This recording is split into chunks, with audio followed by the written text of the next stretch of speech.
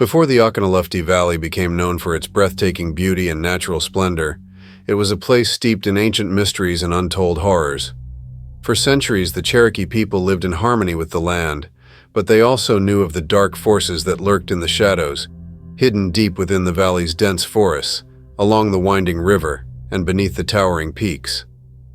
Passed down through generations, these chilling tales of vengeful spirits, cursed lands, and unspeakable tragedy remind us that the Oconaluftee is not just a place of serene beauty, but also a land where the boundary between the living and the dead is perilously thin. These are the stories the Cherokee tell to warn those who venture too far into the valley, where ancient spirits and forgotten curses still linger in the air. Listen closely, for the river and the trees hold many secrets, and some are best left undisturbed. Story 1. The Spirit of the Drowned. The Oconaluftee River has always been more than a body of water to the Cherokee people. It's a lifeblood, sustaining the land and the creatures that inhabit it, but also a place of great spiritual power. Long ago, before the coming of Europeans, the Cherokee would gather at the riverbanks for important rituals, baptisms, and to cleanse themselves of negative energies. But for every gift the river gave, it also demanded a toll, especially from those who underestimated its silent hidden dangers. One such danger came during a fateful spring when a young Cherokee woman named Ioka set out on a journey to visit her family across the river. The rains had been relentless that season, causing the Oconaluftee to swell with anger, but Ioka was determined, her infant son strapped to her back as she approached the riverbank, preparing to cross. As she waded into the river's murky depths, the water, deceptively calm at first, began to rise quickly around her legs. Halfway across, the current suddenly intensified, as though some invisible force had latched onto her ankles, pulling her downward. Desperately, she tried to reach the far bank, but her strength was no match for the river's fury. As the water rose over her head, Ioka managed to free her son from the sling on her back and held him above the rushing waves, praying someone might find and save him.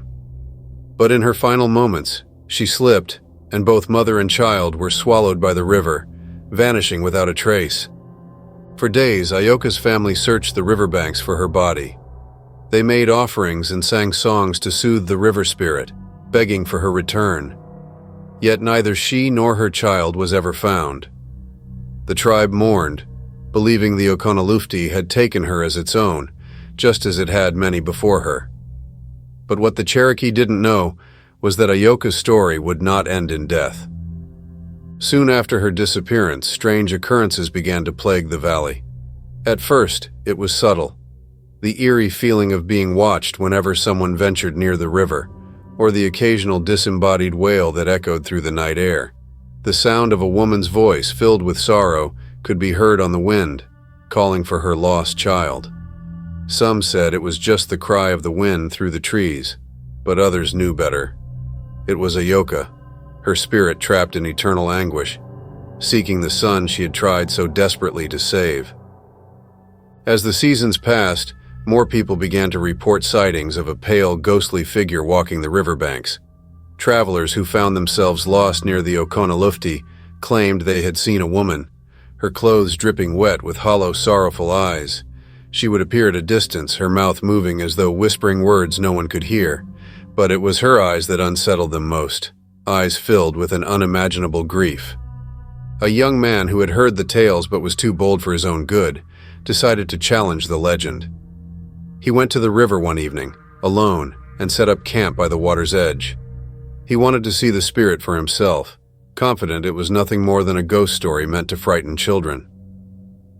As darkness fell and the river's soft gurgling filled the air, he began to drift to sleep.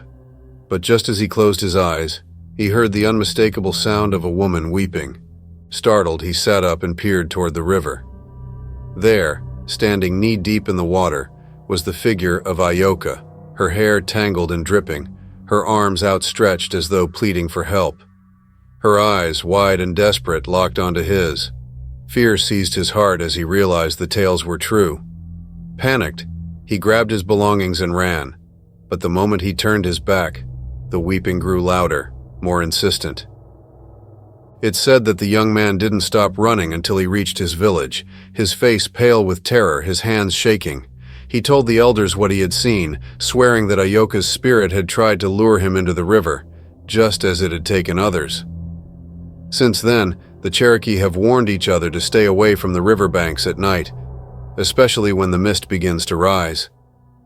For that is when Ayoka's spirit is strongest, still searching for her lost child, and those who linger too long may find themselves drawn to the water's edge, where they too might be swallowed by the river's unforgiving depths. To this day, the Oconaluftee River remains a place of quiet, unsettling beauty. The Cherokee know it as a source of life, but also as a place of restless spirits, where the boundaries between the living and the dead blur under the moonlight. Ayoka's voice still haunts the valley, her story a chilling reminder that the river does not forget, and it does not forgive. Story 2. The Whispering Shadows of Raven Rock. Raven Rock rises high above the Oconaluftee Valley, its jagged face casting long shadows across the landscape below. To the Cherokee people, it is a place of power, both sacred and dangerous. For generations, stories of strange happenings around the rock have been passed down, warnings whispered from one generation to the next.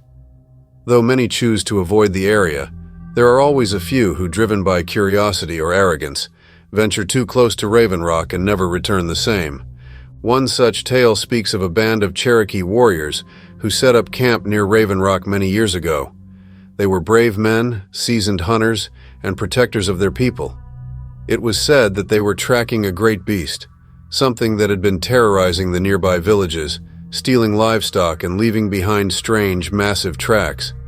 The elders warned them not to go too close to Raven Rock, for that land was home to ancient forces, spirits older than the tribe itself. But the warriors, confident in their strength, paid no heed to the warnings and made their camp near the towering formation. The first night was uneventful. The men slept soundly beneath the stars, the cool night air filling the valley. But on the second night, things began to change. As the warriors gathered around their fire, the wind picked up, swirling through the trees with an almost unnatural force. The flames flickered and danced, casting long, shifting shadows across the rocks. The men were on edge, but none would admit it. They were too proud. It wasn't long before the first warrior saw something out of the corner of his eye, a dark figure moving silently through the trees. He called out to it, thinking it might be one of his comrades, but no one answered. When he looked again, the figure was gone. Dismissing it as a trick of the firelight, he returned to the group, but the uneasy feeling lingered. As the night wore on, the strange occurrences continued. One by one, the warriors began to hear soft whispers on the wind, voices they couldn't quite understand, but which seemed to be calling their names. The more they listened, the louder the whispers grew, until it sounded as if 100 voices were speaking at once, just beyond the light of the fire. Some of the men stood and drew their weapons, searching for the source of the voices, but there was nothing, only shadows and the distant howl of the wind. Suddenly, one of the warriors screamed. He had been standing near the edge of the camp looking out into the darkness when a figure emerged from the shadows. It was a man, or at least it appeared to be, dressed in ancient battle gear. His face was pale, almost translucent, and his eyes glowed with an otherworldly light. Before the others could react, the figure vanished, melting back into the night like smoke. The warriors were terrified now. They gathered together, forming a tight circle around the fire, their weapons drawn. But no matter how hard they tried to stay awake, one by one they began to succumb to sleep, lulled by the incessant whispers that filled the air. When morning came, the camp was silent. The fire had burned out and the warriors were gone. All that remained were their footprints leading away from the camp toward Raven Rock, and then nothing. No one saw them again, and their bodies were never found. In the days that followed, people reported strange sightings near Raven Rock. Dark figures moving through the trees, whispering voices that seemed to come from nowhere, and shadows that didn't belong to any living being. The elders said it was the work of the Uktina, the great horned serpent that lived beneath the earth. The Uktina was a creature of immense power, capable of trapping the souls of those who ventured too close to its domain. Now the Cherokee avoid Raven Rock, especially at night. The shadows that linger there are not merely tricks of the light. They are the spirits of the lost warriors, still wandering the valley, trapped between worlds. The whispers that float on the wind are their voices, calling out for help that will never come. Those brave or foolish enough to venture near Raven Rock claim that if you listen closely, you can hear them, whispering, begging, warning you to turn back before it's too late. But those who ignore the warnings often disappear, swallowed by the shadows, never to be seen again. Story 3. The Skinwalker of the Deep Forest. The deep forests of the Oconaluftee Valley have always been a place of mystery, filled with ancient trees, hidden paths, and the ever-present sense that something unseen is watching from the shadows. To the Cherokee people, these woods are sacred, home to powerful spirits and creatures older than time itself. Among the many stories whispered about these woods, none is more feared than the tale of the Skinwalker, a malevolent being capable of shifting its form to trick and torment the living. The Cherokee have long believed in the Yunwi Tsunsdi, or little people, mischievous spirits who live in the remote corners of the forest. Some of these spirits are kind and helpful, but others are dangerous, and their wrath can bring death and despair. But even among these fearsome beings, one legend stands out. The story of the vengeful shaman who became a skinwalker, cursed to roam the woods seeking revenge on those who trespassed too close to his domain. The story begins generations ago with a powerful Cherokee shaman named Atsadi. Atsadi was a healer, known for his deep connection to the spirit world and his ability to communicate with the forces of nature. He was respected by his people, but there was something dark about him as well, a hunger for power that grew with every ritual he performed. In time, Atsadi became obsessed with the idea of immortality, seeking ways to extend his life beyond the natural limits of the flesh. His quest for eternal life led him to the forbidden arts, dark magic that was said to twist the soul and sever the ties between the body and the spirit. Despite the warnings of the elders, Atsadi delved deeper into these dangerous practices, believing that he could control the forces he sought to harness. But in his arrogance, he made a terrible mistake. During a full moon, Atsadi performed a forbidden ritual deep in the heart of the forest, calling upon the spirits of the dead to grant him the power to change his form and live forever. The spirits answered his call, but not in the way he had hoped. Instead of granting him immortality, they cursed him, transforming him into a skinwalker, a creature doomed to wander the earth in the form of animals and humans, but never truly belonging to either world. For years, Atsadi's tribe believed he had disappeared, lost to the forest, or taken by the spirits he sought to control. But strange things began to happen soon after his disappearance. Hunters reported seeing animals that behaved oddly, wolves and deer that moved with unnatural grace, watching them with eyes that seemed too intelligent. There were sightings of a lone figure walking through the woods, shifting shapes from one animal to another, always lurking just out of reach. It wasn't long before the disappearances began. The first to vanish was a young boy who had wandered into the woods to gather firewood. His family searched for days, but there was no trace of him. Then another hunter disappeared, followed by a woman who had been foraging for berries. Each time, the searchers found only strange tracks, footprints that started as human but gradually morphed into the paw prints of a wolf or the hoof marks of a deer. The people of the valley began to speak in hushed tones, whispering that Atsadi had returned, not as the man he once was, but as something far more dangerous. The elders tried to appease the spirits with offerings, but the disappearances continued. The deeper one ventured into the woods, the more likely they were to hear strange sounds. Voices mimicking loved ones, animals crying out in distress, or the rustling of leaves when no wind was blowing. Those who followed these sounds often found themselves lost, wandering for hours in circles until they realized they were being hunted by something far more clever than any predator. The stories grew more terrifying with each passing season. People spoke of the skinwalker's ability to take on the form of anyone it had killed, using their voice and appearance to lure others into the forest.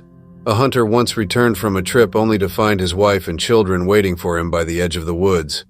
Overjoyed to see them, he rushed forward, only to watch in horror as their faces twisted and changed, revealing the monstrous form of the skinwalker before it vanished into the trees, leaving behind nothing but their echoing laughter.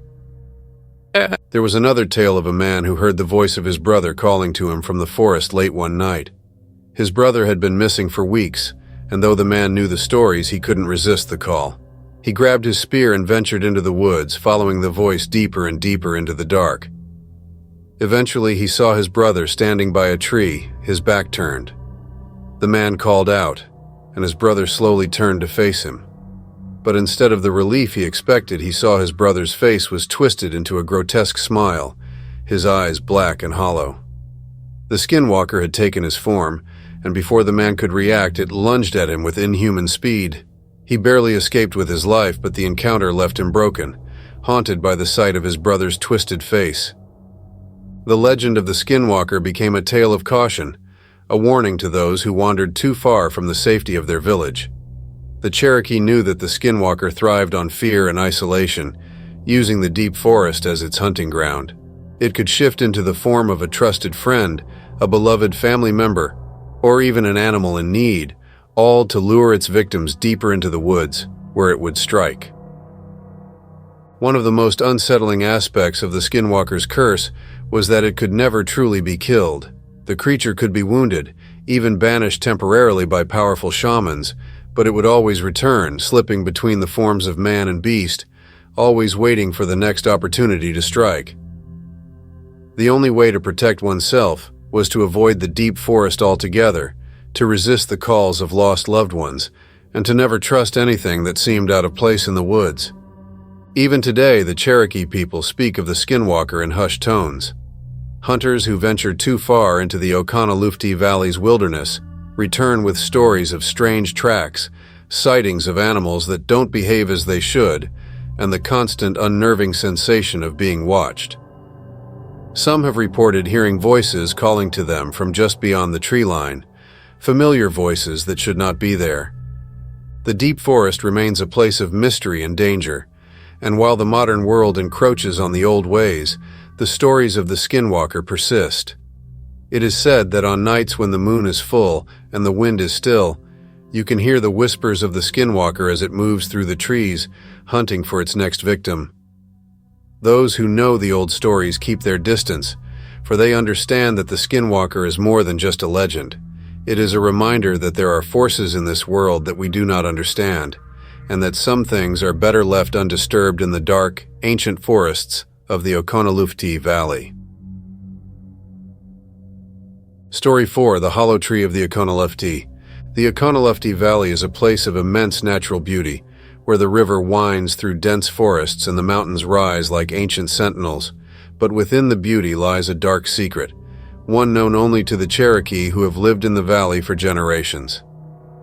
Near the river, hidden deep within the forest, stands a tree unlike any other. This tree, known to the Cherokee as the Oconaluftee, the ghost tree, is said to be cursed, a gateway between the world of the living and the world of restless spirits. It is not a tree anyone stumbles upon by accident, for those who seek it rarely return. The Oconaluftee is an ancient oak, its once mighty branches now twisted and decayed, hollowed out by centuries of rot. Its bark is ashen gray, with deep scars running along its surface like the marks of some great battle long forgotten. Even the animals avoid this place, and the wind that blows through its hollow trunk carries an eerie, mournful sound. The Cherokee tell stories of those who have dared to sleep beneath its boughs, drawn in by a false sense of safety, only to fall victim to the malevolent spirits that reside within. Long ago, the tree was a gathering place for the Cherokee, a sacred site where offerings were made to the spirits of the land. But something changed. Whether it was a tragedy or an act of betrayal is unknown. What is certain, however, is that the spirits within the tree became corrupted, twisted by some dark force. From that point on, the Oconaluftee was no longer a place of peace, but a place of nightmares. The first recorded tale of the tree's malevolent power began with a group of travelers passing through the valley during the height of summer. They were a small family, a mother, father, and their 2 young children who had journeyed far and were in need of rest. When they stumbled upon the hollow tree, they saw it as a perfect place to make camp. Its thick branches provided shelter from the elements, and the river was nearby for fresh water. As night fell, the forest grew unnaturally still. The chirping of crickets ceased, and the usual rustling of small creatures in the underbrush disappeared. The family, exhausted from their journey, laid down to sleep beneath the ghostly canopy of the tree. The father was the first to drift off, his heavy breathing filling the quiet air, followed by the mother and children. But as the moon climbed higher in the sky, the tree began to stir. The father awoke suddenly, his heart racing. He had been dreaming, though the details slipped away from him as soon as he opened his eyes. Something about the dream had unsettled him deeply, but he couldn't recall why. As he lay there trying to shake the feeling, he heard a faint rustling, as though someone, or something, was moving among the branches above him. Slowly he sat up and peered into the darkness, but saw nothing unusual. The forest was still, but the uneasy feeling gnawed at him, making it impossible to relax. As the father prepared to lie back down, he noticed something strange. His wife and children were still lying beneath the tree, but they were deathly still. Too still. He reached out to touch his wife's shoulder, gently shaking her, but she didn't respond. Panic welled up in his chest as he shook her harder, calling her name, but she remained unresponsive. In a frenzy, he grabbed his children, but they too did not wake. Their skin was cold to the touch, and though they appeared uninjured, it was clear something terrible had happened. Frantic and terrified, the father tried to rouse his family, screaming for help, but there was no one to hear him in the vast, silent forest. As the reality of the situation set in, he collapsed beside them, overcome with grief and exhaustion. He wept until he could weep no more, eventually succumbing to a fitful, haunted sleep. When he awoke the next morning, the sun was high in the sky, and his family was gone. There was no sign of struggle, no tracks leading away from the campsite, nothing to suggest they had ever been there at all. Only the hollow tree remained, its twisted branches casting long, skeletal shadows across the ground. Desperate, the man searched the surrounding area for hours, calling their names, but the forest offered no answers. The river, the trees, and the earth itself remained silent. Finally, in despair, the man returned to the village, his heart heavy with the knowledge that something beyond his understanding had taken his family. Over the years, other travelers began to report strange experiences near the hollow tree. People who slept too close to it would wake in the middle of the night, paralyzed with fear, feeling an invisible presence looming over them. Some claimed to hear whispers, voices speaking in an ancient, forgotten language, while others reported vivid nightmares that felt all too real. In these dreams, they would find themselves trapped inside the tree, surrounded by shadows that clawed at their skin, trying to pull them deeper into the darkness. One particularly chilling account came from a young warrior who had ventured into the forest alone, determined to face the tree and uncover its secrets.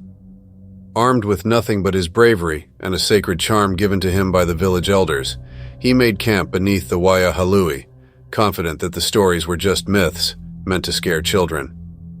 That night, the warrior dreamed of the tree. In his dream, the hollow trunk opened like a mouth, and from within came the spirits of those who had been lost to it, his ancestors, their faces twisted in pain and terror. They reached out to him, their ghostly fingers brushing against his skin, begging him to help them escape. But as he tried to pull them free, the tree's roots came alive, wrapping around his legs and pulling him into the ground. He awoke with a start, his heart pounding in his chest, only to find that his legs were still bound by the twisted roots of the tree itself. Terrified, the warrior struggled to free himself, but the roots tightened their grip. It was only by invoking the sacred charm and calling upon the spirits of protection that he managed to break free. When he finally escaped the tree's grasp, he ran through the forest, never looking back until he reached the safety of his village. The warrior's story spread quickly, and the village elders declared the tree forbidden, a cursed place where the souls of the dead were trapped, unable to move on. They believed that the Oconaluftee was a portal to the underworld, a place where the veil between the living and the dead was thin. Those who slept beneath its branches risked being pulled into the realm of the spirits, where they would be lost forever. Despite the warnings, some people, driven by curiosity or disbelief, continued to seek out the tree, hoping to test the truth of the legend for themselves. Most never returned, and those who did were changed, their minds fractured by the horrors they had witnessed. They spoke of seeing shadowy figures standing at the edge of their vision, watching them from the trees. They heard voices in the wind, calling them by name, and felt cold hands brush against their skin when no one else was around. The hollow tree remains a mystery, its twisted branches and gaping trunk a testament to the power of the unseen forces that dwell within the Oconaluftee Valley. The Cherokee believe that the spirits within the tree are restless, forever searching for new souls to join them in their eternal torment. To this day, the Oconaluftee stands as a dark reminder that some places in the world are best left undisturbed, for they hold secrets that no living being is meant to know. Those who dare to visit the hollow tree now bring offerings of tobacco and prayer, hoping to appease the spirits and avoid their wrath. But even these gestures are no guarantee of safety, for the tree's hunger is endless and it is always waiting for the next unfortunate soul who will fall victim to its curse. Story 5: The Blood Moon Curse. The Oconaluftee Valley has always been steeped in mystery, a place where the natural world intertwines with the supernatural. Its towering trees, rushing rivers, and mist-covered mountains hide stories passed down through generations of the Cherokee people. But none is more terrifying than the legend of the Blood Moon Curse, a tale of betrayal, massacre, and restless spirits doomed to haunt the valley for all eternity. Long before European settlers arrived, the valley was home to a thriving Cherokee village, tucked away in a secluded clearing near the river. The people of the village lived in harmony with the land, drawing strength from the earth, water, and sky. They respected the spirits of the ancestors and made offerings to ensure peace and prosperity for their people. But this peace would not last, for the valley held more than just the spirits of their ancestors. It also harbored a dark, malevolent force. The story begins during a rare celestial event, the rising of the blood moon. The Cherokee believed the blood moon was a time when the veil between the living and the dead grew thin, allowing spirits to walk among the living. It was both a time of reverence and a time of great caution. During the blood moon, the elders would perform sacred rituals to protect the village from the wandering souls of the dead, ensuring that no harm would come to their people. But on one fateful night, the rising blood moon signaled more than just a thinning of the veil. It became the backdrop for a horrifying betrayal and the massacre of an entire village. In the days leading up to the blood moon, tensions had been rising within the village. A young warrior named Oconaluftee, once a trusted protector of the people, had grown bitter and jealous of the village's chief, Oconaluftee. Oconaluftee believed he was the rightful leader, and that the spirits had chosen him to guide the village to greatness. His envy festered, turning into hatred until he could no longer bear to serve under Oconaluhtee's rule. On the night of the blood moon, while the village gathered to perform the sacred rituals of protection, Oconaluftee made his move. He had secretly aligned himself with a group of enemies from a rival tribe, promising them control of the valley in exchange for their help in overthrowing Oconaluftee. Under the blood-red sky, Oconaluftee and his allies crept into the village, their movements masked by the eerie silence that often accompanies such nights. The villagers, unaware of the impending danger, had gathered around a great fire, chanting and offering prayers to the spirits. As the flames danced and the shadows flickered across the ground, Oconaluftee struck. His warriors descended upon the village with terrifying speed and brutality, slaughtering the unarmed men, women, and children without mercy. The screams of the dying filled the air, but their cries were lost beneath the ominous glow of the blood moon. In the chaos, Chief Oconaluftee tried to rally his people, but it was too late. Oconaluftee himself confronted the chief, and in a vicious battle, he cut him down, his betrayal complete.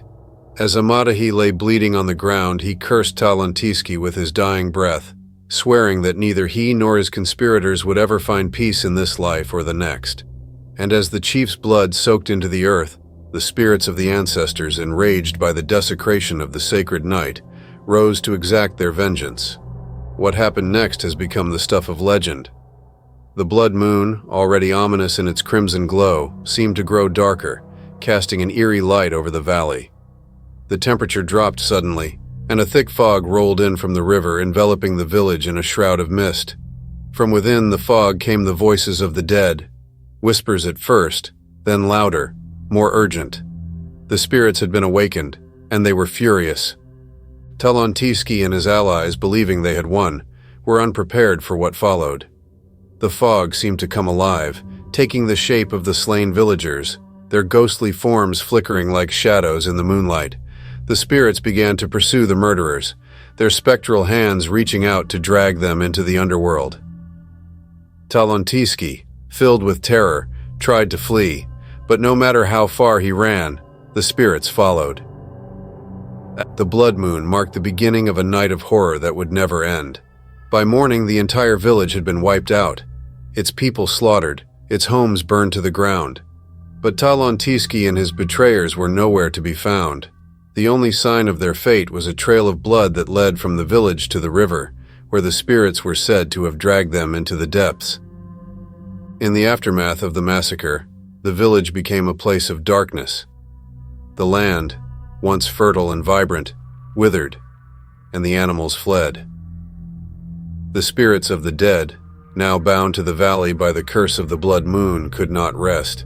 On nights when the blood moon rose again, travelers passing through the valley began to report strange phenomena, disembodied voices, ghostly apparitions, and the overwhelming sense of being watched. One of the most chilling stories came from a group of hunters who had set up camp near the ruins of the village many years after the massacre. The blood moon was rising, but the men, unaware of the valley's dark history, thought nothing of it. They settled in for the night, telling stories around the fire, when one of the men suddenly stopped speaking. His face turned pale, and he pointed toward the edge of the camp, where the shadows seemed to shift unnaturally. At first, the others saw nothing, but then the whispers began. Soft at first, like the rustling of leaves, but growing louder and more distinct. The voices spoke in Cherokee, though none of the men understood the words. As they listened, the fog began to roll in, thick and suffocating, obscuring the trees and the sky. The fire dimmed, and the temperature dropped, sending a chill through the men's bones. Suddenly, one of the hunters screamed. He had seen something, an apparition of a woman, her face twisted in agony, standing just beyond the light of the fire. Her eyes were empty, hollow, and she was reaching out to him with skeletal hands. As the men scrambled to their feet, more figures appeared, ghostly shapes moving silently through the fog, their faces contorted in the same expression of pain and sorrow. The hunters fled in terror, abandoning their camp and running blindly through the forest. But no matter how fast they ran, the spirits followed, their whispers growing louder, their ghostly forms appearing in flashes between the trees. The men became lost, disoriented in the fog, until one by one, they vanished. The last hunter, barely clinging to sanity, stumbled out of the valley at dawn, his clothes torn and his mind fractured by the horrors he had witnessed. He spoke of the spirits of the slaughtered villagers, still seeking vengeance, still bound to the valley by the curse of the blood moon. The elders say that on nights when the blood moon rises, the valley becomes a place of madness, where the spirits of the dead roam freely, reliving their final moments of terror. Those who dare to camp there during the blood moon often report hearing the screams of the villagers, the clash of weapons, and the cries of the dying.